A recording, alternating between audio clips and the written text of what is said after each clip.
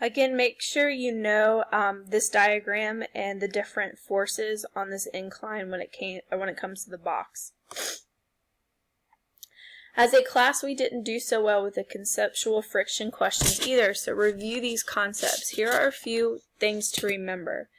Coefficient of friction depends on the two surfaces in contact, nothing else.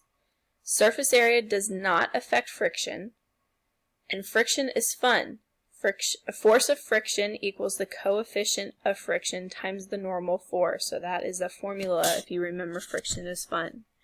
So to get some more review for problem solving, which I suggest everyone try this, make sure you click the link here.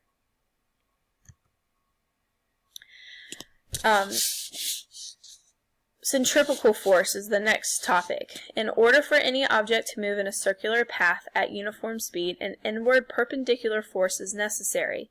This force is called centripetal force. Note that the force points toward the middle of the circle. So a lot of people think that when you're on like something that spins, it's pushing you out, but the force is actually pulling you to the middle of the circle. If you want to try a practice quiz, you can click the link on the bottom left. If you want a problem-solving quiz, you can click the link in the middle. And then again, don't forget about the formula below on the right. Momentum and energy. So moving on to Module 6 or Unit 6. Here are some subtopics that you need to make sure you understand. Momentum conceptual, elastic, inelastic, and explosion collision problem solving. Energy conceptual, gravitational potential energy problem solving, kinetic energy problem solving, conservation of energy problem solving, work conceptual and problem solving, power conceptual and problem solving, and then simple machines. Unit 6, collision problem solving. So again, momentum, which is P equals mv, and all types of collisions are conserved. That's important to understand.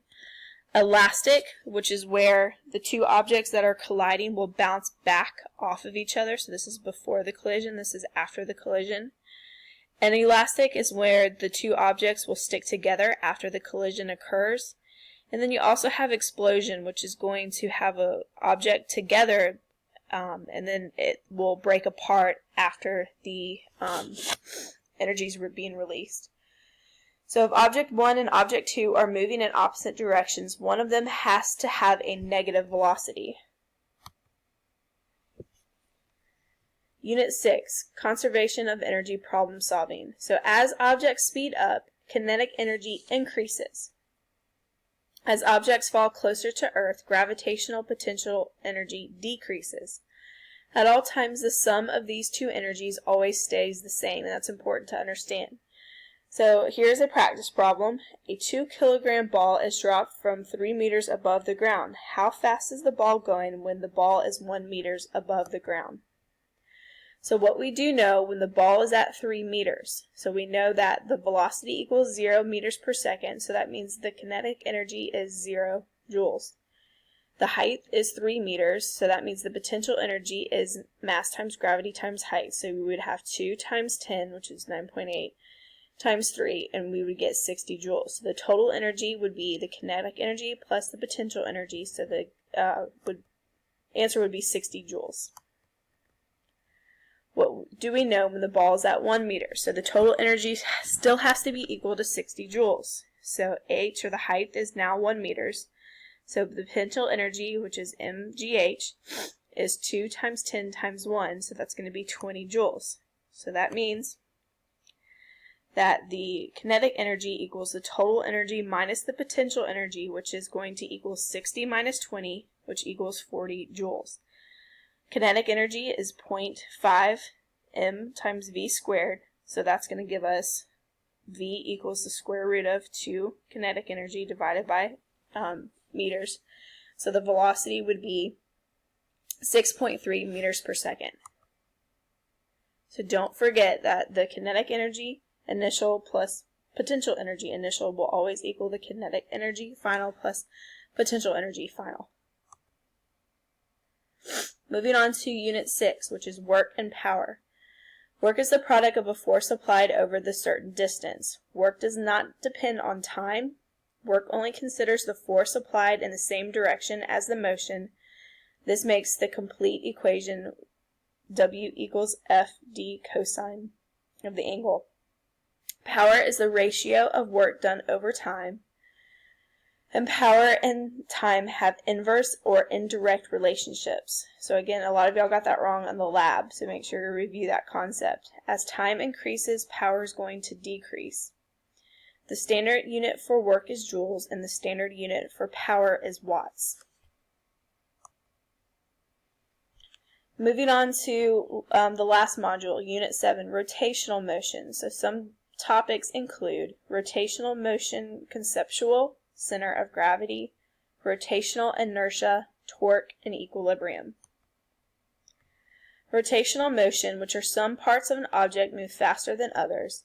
Translational motion is object is treated as a single point. Translational equals straight line. SI units for angular displacement, which is how far it moved, are radians. Lever arm, which is distance from turning point to the point of contact. Pivot point is also called the fulcrum. Torque is required to change a rotational state of motion. When assessing torque, you have to consider both the clockwise and counterclockwise directions.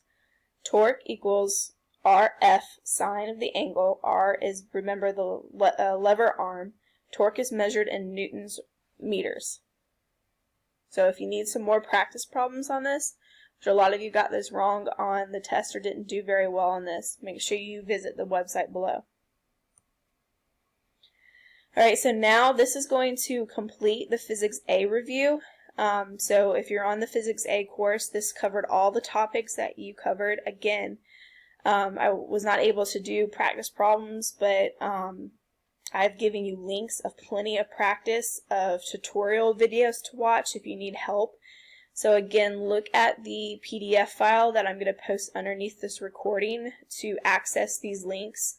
I strongly encourage that you do this to review for your final exam, and also go back and review the questions you missed on all the exams during the semester. Again, Physics A students, thank you so much for a wonderful semester. I hope you have a Merry Christmas and Happy Holidays. Physics AB students, please stay tuned for the second half of your semester.